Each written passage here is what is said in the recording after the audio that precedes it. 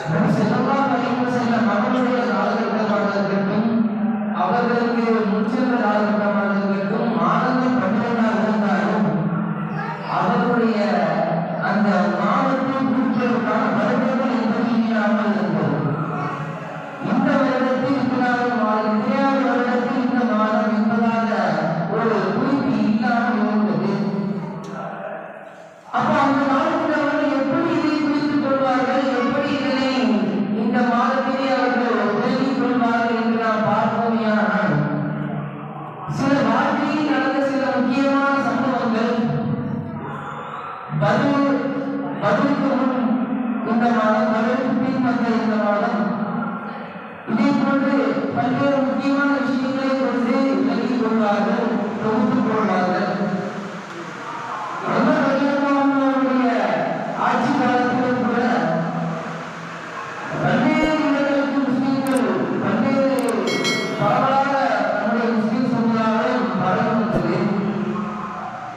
அந்த நேரத்திலும் கூட நமக்கு ஒரு வருடம் இல்லை என்று உமர் ரலியல்லாஹு அவர்கள் அந்த மாதம் 12 மாதம் இருந்தாலும் அதற்கேண்டான ஒரு வருடம் இல்லையே, இவர்களை போன்ற வருடம் இல்லை என்ற ஒரு குறை வந்தது. அதை பற்றி சஹாபாக்களுக்கு மத்தியே உமர் ரலியல்லாஹு அவர்கள் ஒரு மசூராவை எடுக்கும் பொழுது அந்த சஹாபாக்களுடைய வார்த்தை, எதனை வைத்து நாம் இந்த மாதங்களை ஆரம்பித்துக் கொள்ளலாம், எதனை மையமாக வைத்து நம்முடைய வருடங்களை நாம் ஆரம்பித்துக் கொள்ளலாம் என்று கேட்கும் பொழுது, பல்வேறுபட்ட நண்பர்கள் அழைத்து கேட்கும் பொழுது பல்வேறுபட்ட கருத்துக்கள் வந்து சில நண்பர்கள் 18 நாம் வருடத்தை ஆரம்பித்துக் கொள்ளலாம், சில நண்பர்கள் ஸல்லல்லாஹு மரணத்திலிருந்து ஆரம்பித்துக் கொள்ளலாம் என்றெல்லாம் பல்வேறுபட்ட கருத்து வந்தாலும் கூட இறுதியாக கடைசி போராடுகின்ற ஒரு கௌரவம் வருகின்றது.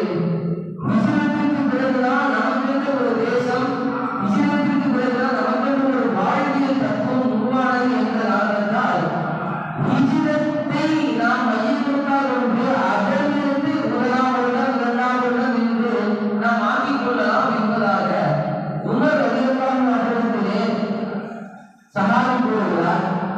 அந்த கருத்தின்படி மற்ற சஹாபாக்கள் அனைவரும் ஒன்றுபட்டு அந்த ஹிஜ்ரத்திற்கு பிறகு ஹிஜ்ரி 1ஆம் ஆண்டு, ஹிஜ்ரி 2ஆம் ஆண்டு என்பதால்தான் நம்முடைய மாதங்கள், வருடங்களுடைய அந்த வரலாறு இருக்கின்றது. அந்த ஹிஜ்ரத்தை நாம் பார்க்கும் பொழுது சஹாபாக்கள் எந்த ஒரு பிரதிபலனையும் எதிர்பார்க்காமல், எந்த ஒரு தேவையும் எதிர்பார்க்காமல் அந்த பாலைவன சூட்டிலே வெறும் கால்களோடு மக்காவிலிருந்து மதீனாவை நடந்து சென்றிருக்கின்றார்கள். அல்லாஹ்வின் மார்க்கத்தை எத்தியதற்காக, அல்லாஹ்வின் மார்க்கத்தை மற்றவர்களுக்கு புரிந்துவதற்காக இப்படிப்பட்ட ஒரு ஹிஜ்ரத்தை எந்த ஒரு பிரதிபலனும் எதிர்பார்க்காமல் செய்திருக்கிறார்கள் என்று சொன்னார். நாம் சிந்தித்து பார்க்க வழிபட்டிருக்கின்றோம். எந்த அளவுக்கு நம்முடைய சஹாபாக்கள் நம்முடைய மார்க்கத்திற்காக கட்டப்பட்டு பேர் கொடுத்திருக்கிறார்கள் என்பதாக. அதே மார்க்கத்திற்காக நாம் என்ன செய்துவிட்டோம் என்று பார்க்கும் பொழுது நம்முடைய வாழ்க்கையில் நமக்கு ஒன்றும் இல்லாமல், ஒன்றும் மாற்றத்திற்காக நாம் ஒன்றுமே செய்யாமல் இருக்கின்ற ஒரு சூழல் தான் ஏற்படுகின்றது.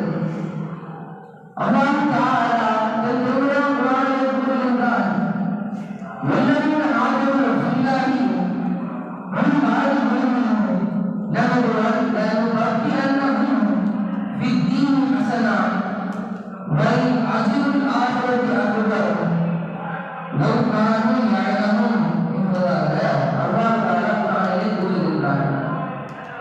உண்மையில் எவர்கள் துன்புறுத்தப்பட்டு அல்லாஹ்வுக்காக தங்களுடைய விஷயங்களை பொருத்திக் கொண்டு அல்லாஹ்வுக்காக யார் ஹிஜ்ரத் செய்கிறார்களோ, அல்லாஹ் தஆலா கூறுகின்றார், வலனபத்தியன்னஹும் ஃபித் துன்யா ஹஸனா, இந்த துன்யாவிலே அவர்களுக்கு நாம் மிகப்பெரிய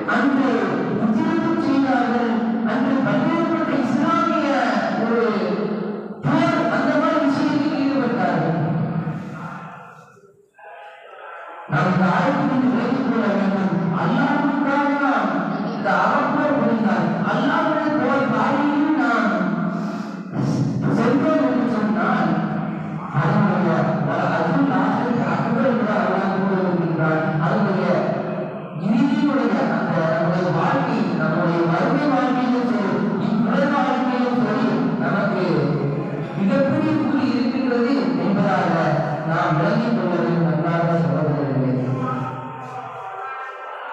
சஹாபாக்கள் மிகப்பெரிய பணக்காரர்கள். அப்துல்லா இப்னு அவுஃப் ரலியல்லாஹு அன்ஹு அவர்கள் மிகப்பெரிய பணக்கார சஹாபி. பல்வேறுபட்ட சொத்துக்கள், பல்வேறுபட்ட இடங்கள், மனைகள், பல்வேறுபட்ட விஷயங்கள் கொண்ட அப்துல்லா இப்னு அவுஃப் என்ற சஹாபி